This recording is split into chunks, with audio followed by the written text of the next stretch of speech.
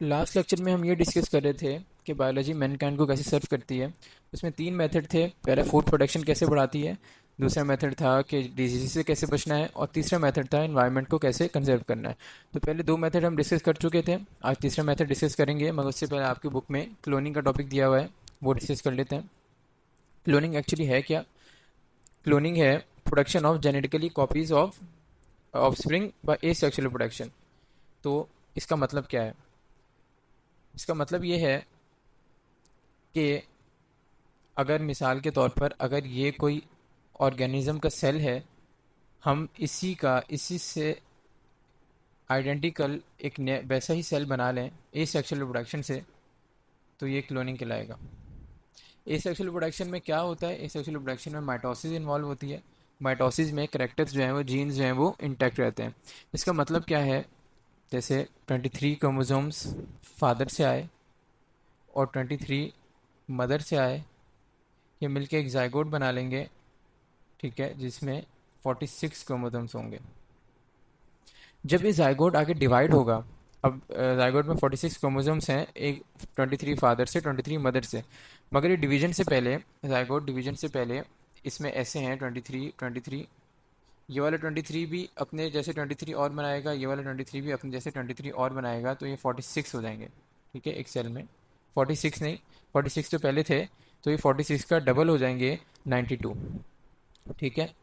अब इससे दो सेल बनेंगे। दो सेल कैसे बनेंगे कि 23 एक सेल में आ गए और 23 दूसरे सेल में आ गए।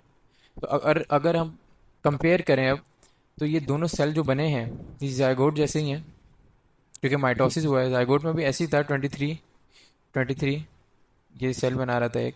तो माइटोसिस से हमें अब ये पता चला कि जो सेल बनते हैं वो जेनेटिकली सेम होते हैं। तो क्लोनिंग का भी यही कॉन्सेप्ट है। अब क्लोन क्या होता है, मैं आपको अभी दोबारा ये वाइट स्क्रीन लानी पड़ेगी।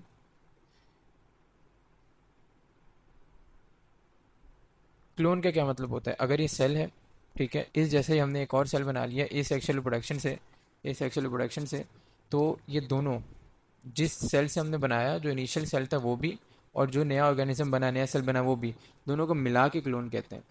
एक ये कॉन्सेप्ट है कि जो नया बना है इसको क्लोन कह रहे हैं, ऐसा नहीं है, ये दोनों मिला के क्लोन कहा जाता है।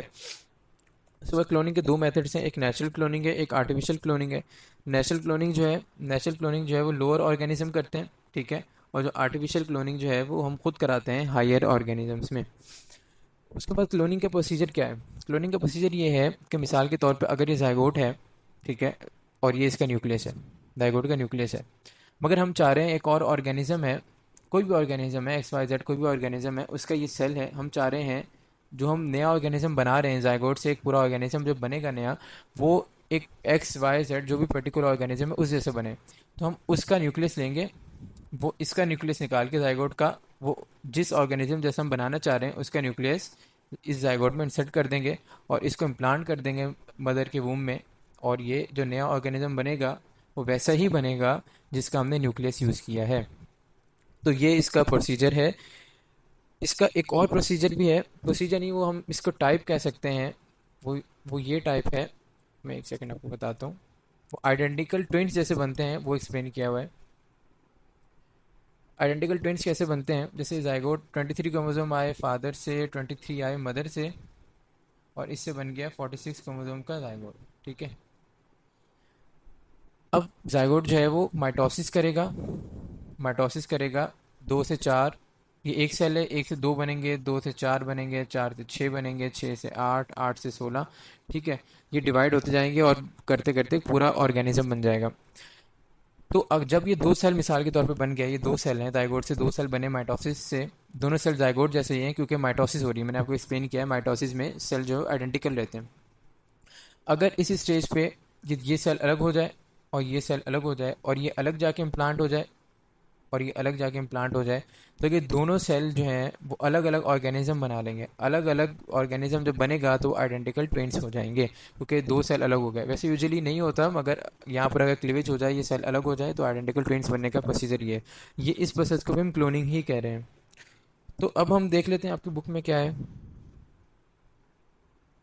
आपकी बुक में जो है वो पहले बताया हुआ है क्लोनिंग का जो एम है, यूजेनिक एम्स है। यूजेनिक एम्स ये होते हैं कि हम आइडेंटिकल जो डिज़ायरेबल ट्रेड्स हैं वो हम आगे जनरेशन में लाना चाह रहे हैं। जैसे हमने न्यूक्लियस यूज़ किया अपनी मर्जी के ऑर्गेनिज्म का, अपनी मर्जी के, जैसे ह्यूमन बींग की एग्जाम्पल ले रहे हैं हम, अपनी मर्जी के ह्यूमन बींग का न्यूक्लियस यूज़ किया तो हम उस जैसा ही बनेगा। तो हम यूजेनिक एम्स यही हैं कि हम डिज़ायरेबल करेक्टर्स, अपनी मर्जी के करेक्टर्स जो है वो लाना चाह रहे हैं।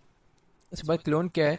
अ clone is defined as a cell or individual and all its asexually produce offspring. मैंने आपको बताया था कि जो पूरे स्ट्रक्चर को जिससे बना और जो बना, जो पेरेंट है, जो सेल से बन रहा है, ये सेक्सुअल प्रोडक्शन हो रही है और जो आगे ऑफस्प्रिंग बन रहा है, कलेक्टिवली मिला के हम इसको क्लोन कहते हैं। All members of a clone जो है वो जेनेटिकली आइडेंटिकल होते हैं क्योंकि इसमें माइटोसिस हो रहा होता है, ठीक है। अगर म्यूटेशन ना हो, म्यूटेशन क्या है? म्यूटेशन जीन्स में चेंज होता है, ये किसी भी रीज़न की वजह से हो सकता है, रेडिएशन भी हो सकती हैं, केमिकल फैक्टर्स भी हो सकते हैं। तो ये कंडीशन है इसकी कि म्यूटेशन ना हो तो सारे जेनेटिकली आइडेंटिकल होंगे। उसके बाद जनरली नॉर्मल एनिमल्स का मतलब यहाँ पर हाइयर एनिमल्स हैं, ठीक है, हाइयर जैसे ह्यूमन बींग्स हैं, वो नहीं करते क्लोनिंग नॉर्मली। सेवरल इंसेक्ट्स और प्लांट जो हैं वो यूजुअली कर रहे होते हैं। तो हायर एनिमल्स में हम खुद कराते हैं, आर्टिफिशियल क्लोनिंग करा रहे होते हैं। जिसकी पहली एग्जांपल जो है वो एक शीप को क्लोन किया था जिसका नाम डॉली था। ये आपके एमसीक्यू के लिए इंपॉर्टेंट आ सकता है, ठीक है। उसके बाद इसका प्रोसीजर आगे बताया हुआ है कि न्यूक्लियस जो है वो फर्टिलाइज एग का न्यूक्लियस रिमूव करते हैं और न्यूक्लियस जो जिस ऑर्गेनिज्म जैसा हम बनाना चाह रहे हैं उसका न्यूक्लियस जो है वो इंसर्ट कर देते हैं। उसके बाद इसको इम्प्लांट कर देते हैं मदर के वूम में और कंप्लीट जो है वो डेवलपमेंट इसकी हो जाती है, ठीक है।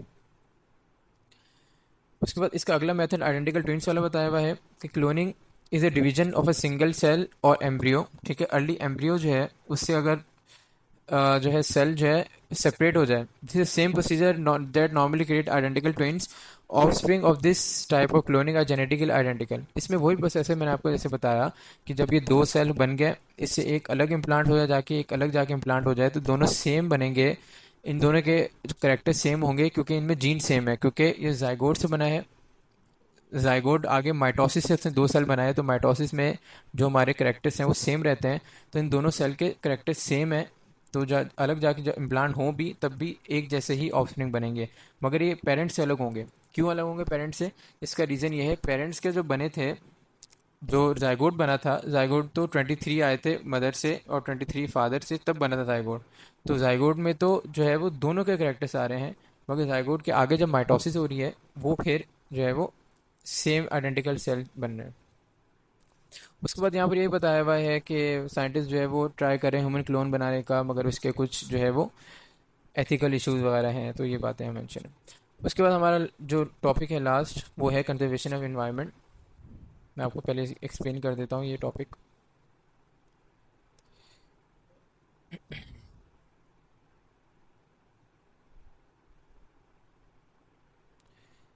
हमने लास्ट टाइम ये देखा था कि बायोलॉजी हेल्प करी है फूड प्रोडक्शन को बढ़ाने में, ठीक है, डिजीज से बचने में और इन्वायरमेंट को कंजर्व करने में। हम ये दो डिस्कस कर चुके हैं, अब ये रहता है हमारा इन्वायरमेंट को कंजर्व करने का मतलब क्या है। आपकी बुक में यही बताया हुआ है कि जैसे इंडस्ट्रियलाइजेशन है, ठीक है, इंडस्ट्रीज लग रही हैं। अब इससे फ़ायदा भी हो रहा है। फ़ायदा क्या हो रहा है कि लिविंग स्टैंडर्ड बढ़ रहा है, ठीक है, लिविंग स्टैंडर्ड जो है वो बढ़ रहा है। मगर इसका नुकसान भी हो रहा है कि पोल्यूशन बढ़ रही है, ठीक है। एक तरफ फ़ायदा भी है और एक तरफ नुकसान भी है। और ये पोल्यूशन क्या कर रही है, इन अब हमारे इन्वायरमेंट को जो है वो डिस्ट्रॉय कर रही है। पोल्यूशन हमारे इन्वायरमेंट को डिस्ट्रॉय कर रही है। अभी पॉल्यूशन में क्या चीज़ें हैं, दो तीन चीज़ें मेंशन है यहाँ पर, मैं आपको बता देता हूँ दो तीन चीज़ें क्या मेंशन है। हमारे पास दो तीन चीज़ें इसमें मेंशन है, वो ये हैं कि एक तो लेड मेंशन है, हैवी मेटल्स मेंशन है। हैवी मेटल्स में लेड जो है, लेड जो है ऑटोमोबाइल जैसे गाड़ी रिक्शा वगैरह ये सारी चीज़ें, ठीक है, ऑटोमोबाइल से। उसके बाद क्रोमियम, क्रोमियम जो है टैनरीज से, टैनरीज चमड़े की इंडस्ट्रीज जो हैं उससे क्रोमियम। तो ये हैवी मेटल्स जो हैं, ये इनकी यहाँ पर मेंशन है आपकी बुक में, ये भी हमारे पोल्यूशन बढ़ाने में रोल प्ले कर रहे हैं। उसके बाद बायोलॉजी का रोल आता है। अब बायोलॉजी क्या करेगी? बायोलॉजी जो है वो एक तो हमारे अटेंशन जो है इस प्रॉब्लम की तरफ अटेंशन लेके जाएगी लोगों की, ठीक है, बायोलॉजी का रोल ये है। पहला रोल अटेंशन लेके जाएगी। बायोलॉजी का दूसरा रोल क्या है? कि जो वेस्ट है, जैसे ये वेस्ट बन रहा है और भी बहुत सारे वेस्ट हैं, तो एग्जांपल दी हुई है, और इंडस्ट्रीज़ के वेस्ट होते हैं, तो वो वेस्ट को हम जो है वो कैसे उसके इफेक्ट मिनिमाइज कर सकें, तो ये बायोलॉजी का रोल है। ठीक है, अब इसमें हमारे पास बायो एब्जॉर्प्शन का भी आ जाता है कि बायो एब्जॉर्प्शन क्या होती है। कि बायो एब्जॉर्प्शन ये होती है कि जैसे वेस्ट बन रहा है, इसको हम एब्जॉर्ब कराएं थ्रू लिविंग ऑर्गेनिज्म ही। ठीक है, लिविंग ऑर्गेनिज्म को यूज़ करते हुए ही हम एब्जॉर्प्शन कराएं। आपकी बुक में एल्गी की एग्जांपल दी हुई है। एल्गी जो है वो हैवी मेटल, जैसे हमने डिस्कस किया लेड और क्रोमियम, हैवी मेटल जो है इसको एब्जॉर्ब करने में मदद करता है। तो बायोलॉजी का ये रोल है। इसके बाद आपकी बुक में इंडेंजर्ड स्पीशीज़ के बारे में बताया हुआ है। इंडेंजर्ड स्पीशीज़ वो होते हैं जो कि अपने वजूद जिनका ख़त्म होने के ख़तरे में हो, बिल्कुल एंड पे हो। ये इंसानी एक फितरत है कि कोई चीज़ बिल्कुल जब एंड पे आ जाए उसका गौर तब उस पर जाता है। तो इंडेंजर्ड स्पीशीज़ वही हैं कि जिनका वजूद बिल्कुल एंड होने पे आया हुआ है, तो वो इंडेंजर्ड स्पीशीज़ कहलाते हैं। उसके बाद इंडेंजर्ड स्पीशीज़ की लिस्ट जो बायोलॉजिस्ट लिस्ट बना रहे हैं, कुछ ऐसी बातें मेंशन है आपकी बुक में, वो हम आपके टेक्स्ट में देख लेते हैं। अच्छा, protection and conservation of environment है। ठीक है, मैंने आपको बताया इंडस्ट्रियलाइजेशन ने जो है लिविंग स्टैंडर्ड तो बढ़ाया, मगर इसके साथ साथ इन्वायरमेंट को भी डिस्ट्रॉय किया, पोल्यूशन बढ़ा के। इंडस्ट्रियल वेस्ट है, ठीक है, सॉलिड लिक्विड गैस के फॉर्म में भी हो सकते हैं जो इंडस्ट्री से निकलते हैं, और ये हैवी टॉक्सिक और कार्सिनोजेनिक जो है सब्सटेंस कंटेन करते हैं। टॉक्सिक का मतलब ये कि जो इंसान को जो है नुकसान पहुंचा सकते हैं। कार्सिनोजेनिक मतलब जो कैंसर कॉजिंग है, जो कैंसर कॉज कर सकते हैं। ठीक है, वो सारे इसमें वेस्ट होते हैं। हैवी मेटल्स का बताया हुआ है, जैसे लेड है from automobiles, chromium from tanneries, ये भी जो है वो इन्वायरमेंट को ख़राब करने में रोल प्ले कर रहे हैं। उसके बाद जो ये प्रॉब्लम जो है वो एड्रेस करना चाहिए, बहुत ज़रूरी है, क्योंकि अगर इसको एड्रेस ना किया गया तो जो है वो इन्वायरमेंट का बचना बहुत मुश्किल हो जाएगा। उसके बाद यहाँ बायोलॉजी के रोल बताए हुए हैं। ठीक है, बायोलॉजी का रोल क्या है ये बताया हुआ है यहाँ पर। बायोलॉजी जो है वो एक तो अटेंशन जो है इस प्रॉब्लम की तरफ लेके जा रही है हमारी बायोलॉजी की हेल्प से। उसके बाद बायोलॉजिस्ट जो है वो सॉल्यूशन, इस प्रॉब्लम का सॉल्यूशन ढूंढने की कोशिश कर रहे हैं। इस सॉल्यूशन में एक हमारे पास मेथड जो है वो बायो रेमिडिएशन का आया। ये क्या है, रिमूवल और डिग्रेडेशन ऑफ इन्वायरमेंट पॉल्यूटेंट्स और toxic by materials by living organism. ठीक है, लिविंग ऑर्गेनिज्म को यूज़ करते हुए ही हम जो पॉल्यूशन बढ़ी है उसको कंट्रोल करने की कोशिश कर रहे हैं। इसमें एलजी की एग्जांपल मेंशन है। Algae have been found to reduce pollution of heavy metals by bio absorption. Bio absorption यही है कि हम, बायो का मतलब लाइफ है, तो हम किसी लाइफ से, जैसे एल्गी है इसका मतलब लाइफ है बायो का, जैसे एल्गी एक लाइफ है, इससे हम एब्जॉर्प्शन करा रहे हैं किसकी, पॉल्यूशन जो भी हमारे इन्वायरमेंट में। उसके बाद इंडेंजर्ड स्पीशीज़ का बताया हुआ है। इंडेंजर्ड स्पीशीज़ वो हैं जो कि अपने इख्तिताम, जो दुनिया से ख़त्म होने के बिल्कुल ख़तरे पे हैं, हमें ये खदशा है कि 2 4 5 सालों में ख़त्म हो जाएंगे, तो उनको हम इंडेंजर्ड स्पीशीज़ कह रहे हैं। तो लिखा है biologist are also working out the list of endangered species of plants and animals which is if not protected would soon be extend they for stress needs for their protection. ठीक है, इनकी protection के लिए भी हमें कुछ करना ज़रूरी है। उसके बाद ये बताया हुआ है कि जो पॉल्यूशन है वो नेशनल प्रॉब्लम ऑफ पाकिस्तान है, हमारे रिवर्स कनाल्स, उसके बाद इन सब में जो है वो सीवेज का और इंडस्ट्रीज़ का पानी जो है मिक्स हो रहा है। ठीक है, उसके बाद जो फ्रेश वाटर की जो ज़िंदगी है, जैसे मछलियाँ हैं, ये बहुत ज़्यादा इफेक्ट हो रही हैं। Fish population have been severely affected. तो यही बातें यहाँ पर मेंशन है।